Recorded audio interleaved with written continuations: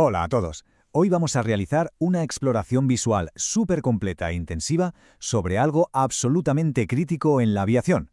Hablamos del control de corrosión y pintura. Sí, esa protección exterior e interior de las aeronaves que a menudo se pasa por alto. A ver, el mantenimiento de un avión va muchísimo más allá de mirar el motor o trastear con la aviónica.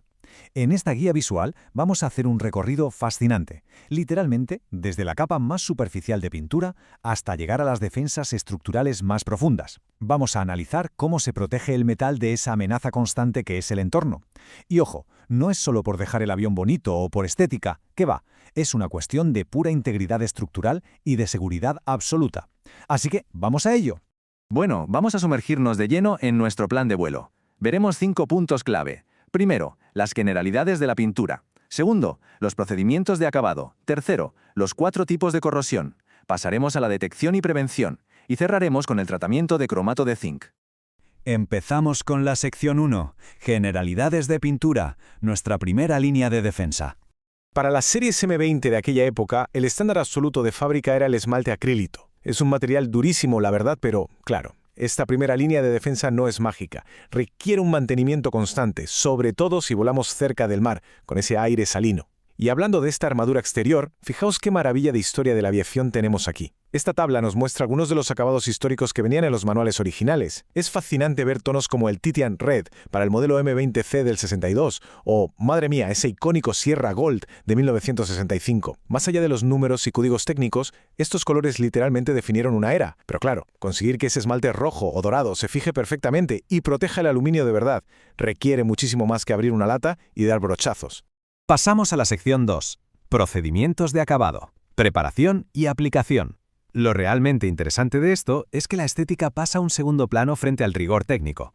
A ver, en la aviación, para que la pintura quede perfecta, la preparación tiene que ser casi de quirófano. Los manuales son súper estrictos. Hay que preparar paneles de revestimiento enteros para lograr un acabado uniforme. Tenemos un proceso inquebrantable de 3 pasos. Primero, limpiar a fondo con disolvente, dejando la superficie sequísima y sin rastro de aceites. Segundo, el lijado. Empezamos con un grano 400 y afinamos hasta llegar a un 600 u 800 finísimo. Y el tercer paso, volver a limpiar y enmascarar las zonas adyacentes. La regla de oro aquí es muy simple. Una pintura impecable exige sí o sí una preparación impecable. Si intentamos atajar o saltarnos algo en estos 3 pasos, la capa protectora va a fallar antes de tiempo. 100% asegurado. Una vez que tenemos la superficie lista, empieza la química. Fijaos en esta cita directa del manual porque no es una sugerencia, es la ley. Todas las pinturas aplicadas con pistola deben mezclarse en una proporción de 1 a 1, o sea, 50-50, con sus diluyentes apropiados. Esta proporción exacta es de vital importancia. Si la mezcla queda demasiado espesa, simplemente no se va a adherir bien ni va a fluir correctamente, lo que compromete tanto la integridad de la estructura como la uniformidad visual del revestimiento. No hay margen de error.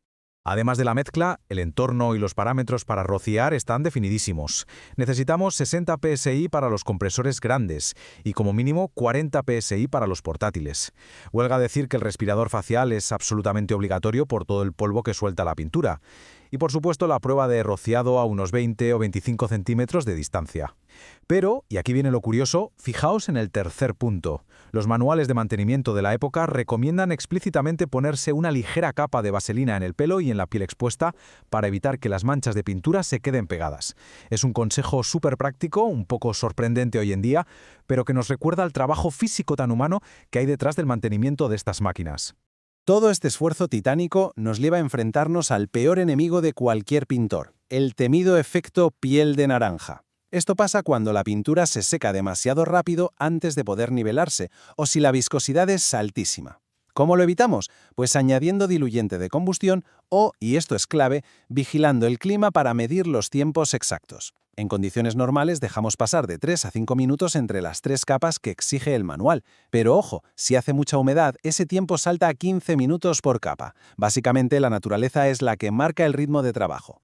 Nos adentramos en la sección 3, 4 tipos de corrosión. Las amenazas estructurales bajo la pintura. Aquí la cosa se pone seria.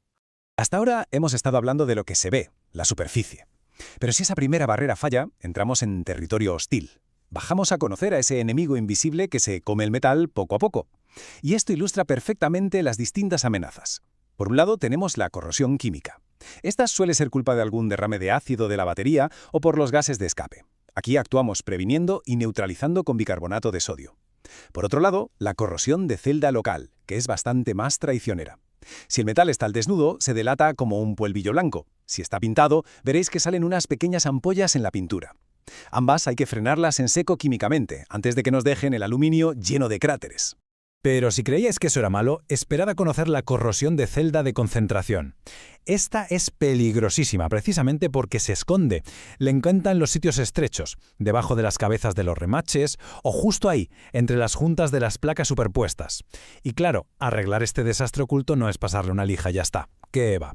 Requiere separar por completo las placas, quitar los remaches y frotar a conciencia con lana de aluminio empapada en queroseno.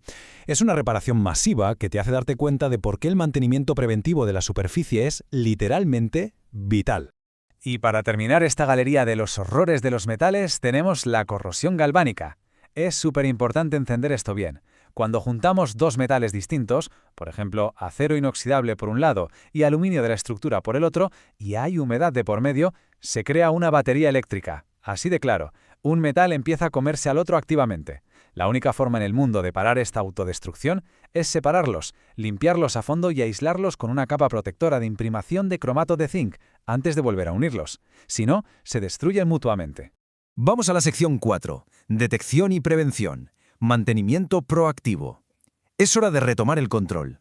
Una vez que conocemos a los enemigos, queda claro que el mantenimiento no es solo ir a tapar agujeros cuando algo se rompe, se trata de actuar de forma proactiva cada día.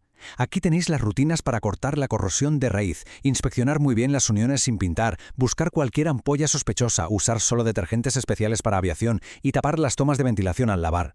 Pero un consejo clave es este: usad una manguera de aire a presión para sacar el agua de las grietas después de lavar el avión. El agua estancada es el mejor amigo de la corrosión. No basta con secar por encima, hay que echar el agua de esos rincones invisibles. Y siempre que se pueda, aguardar el avión al hangar. Llegamos a la sección 5. Tratamiento con cromato de zinc. Nuestra última defensa interna del esqueleto de la aeronave.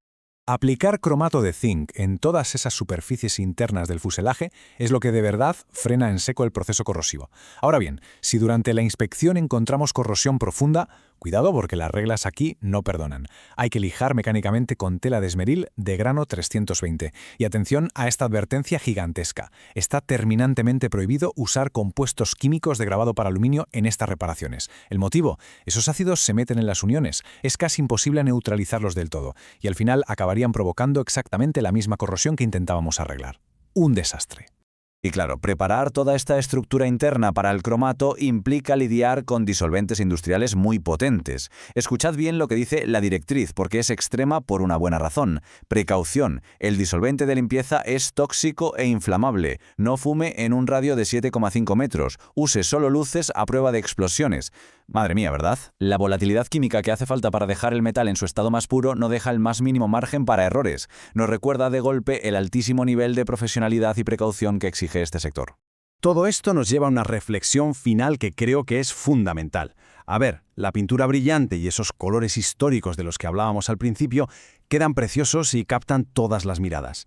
Pero la verdadera batalla por la longevidad del avión se libra ahí, en la oscuridad, bajo los remaches y detrás de cada panel. Entonces, ¿están las aeronaves verdaderamente protegidas bajo la superficie? Entender a fondo estos rigurosos procedimientos, desde la primera capa exterior hasta ese cromato de zinc interno, es la única manera real de garantizar el control de la corrosión. Ha sido un auténtico placer desglosar esta información visual con todos los que queréis ir más allá y entender las verdaderas entrañas de la preservación en la aviación. Nos vemos en la próxima exploración.